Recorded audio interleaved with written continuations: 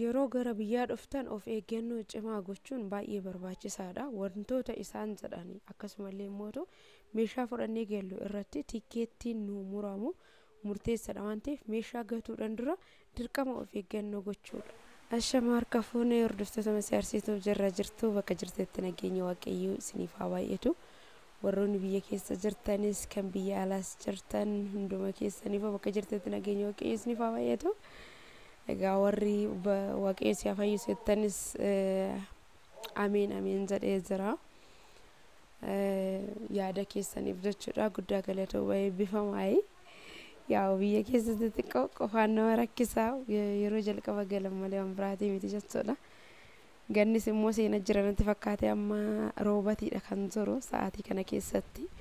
Biyaansi sagaleen isin jeequu danda'a dhiifamaan isin jechuu jaaladha gamanumaani.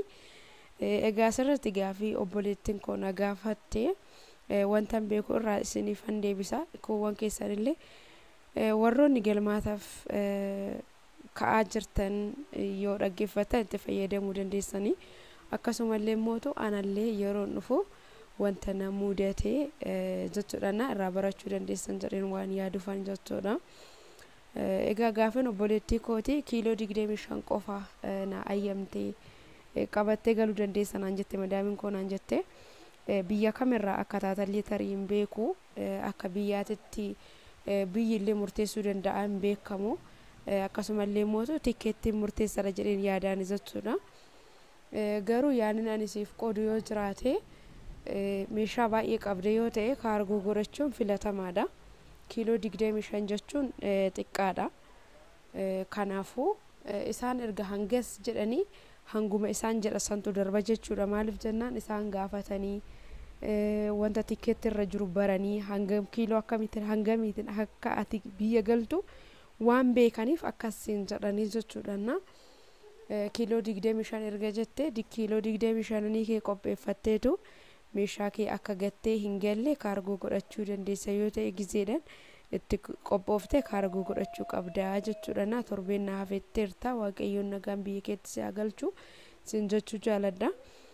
Anillee yeroo san kiiloo hanganaati naan jedhanii ani garuu akka ijoolleen Itoophiyaawwan tanan dura galaa turtetti 23 shaanxaa lamaa fi akkasumallee immoo kan kudhanii kophaatti akkasittidha kanan qopheeffadhani jechuudha. Akka walii galaatitti akkasitti jedhee waan ani yaadeef jechuudha.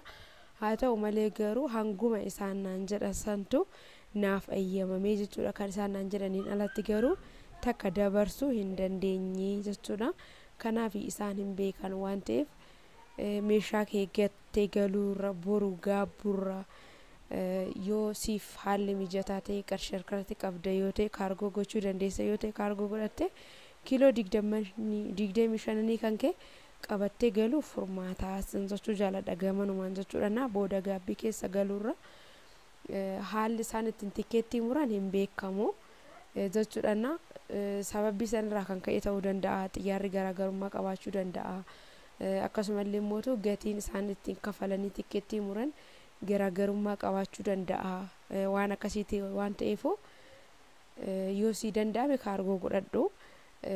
Namoota biroo gaafattee tarii kana ollee yoo siin jira sanii ol si darbuu dhabuu danda'a.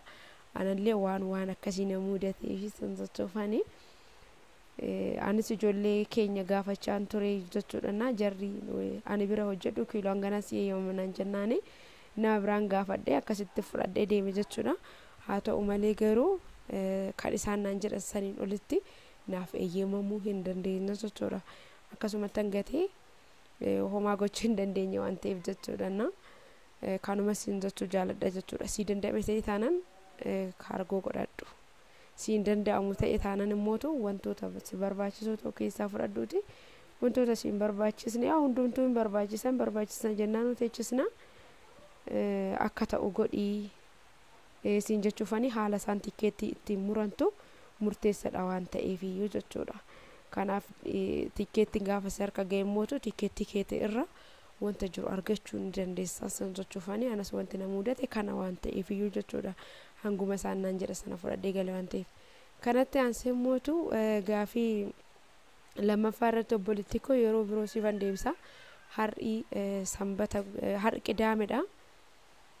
har qidaamedha boru sanbata jechuudha hojii duree gaafadhee wanta jiru qabatamaan gaafadhee wanta jiru kana si deebisu ta'a jechuudha har'a baankii deemnee gaafanne akkata sanaaf mijannu waan ta'eef jechuudha gaafan deeme wanta jiru adda baafadhee siifan himaa jechuudha garuu akkanatti irratti galchisiin hin jedhu irratti hin galchinisiin hin jedhu qarshii kee harka irratti qabda yoo ta'e teechifadhuuti haala saniini ani mootu gaafan adda baafadhee jedhee haaromsiifamuun erga birrii irratti galee haaromsiifamamoo osoo birriin irratti hin galin haaromsiifamamoo kan jedhu qulqulleeffadhee viidiyoo kanan si hojjedhu ta'a jechuudha hanga si obsaan na eeggadhu waaqayyoon achi nu agahu gaafa hojii duree gaafadheetu viidiyoo hojjedhe kan gadsi lakkisu ta'a deebii kana siif deebisu ta'a sinzochuu jaaladha gamanumaani sababbiin isaa birriin irratti galee booda rakkina uuma yoo ta'e kisaaraa keessa galuurra birrii kee harka irratti qabattee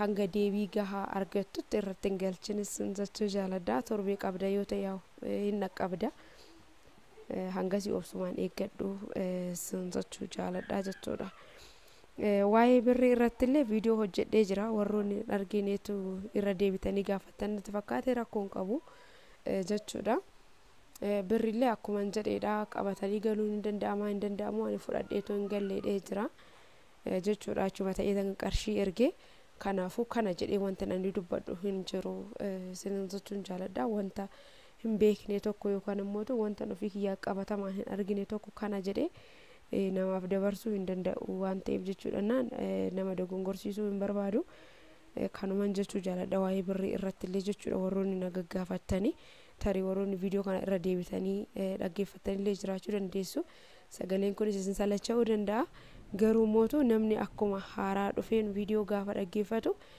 achi keessatti gaafii nama gaafata waan ta'eef iyyuu warroota na gaafataniif mootu yaa'u anis achi waanan tureefi gaafii gaafadhee gaafii kootiif yoo deebii gahaa argadhe na gammachiisa waan ta'eef jechuudha warroonni tanaan dura dhaggeeffatanii irra dabarsuu dandeessanii warroonni dhagahin immoo ani qarshii qabadhee harkatti hin dhufne waan ta'eef iyyuu qabatamaadhaan kana jedhee adda baafadhee dubbachuu waan hin dandeenyeef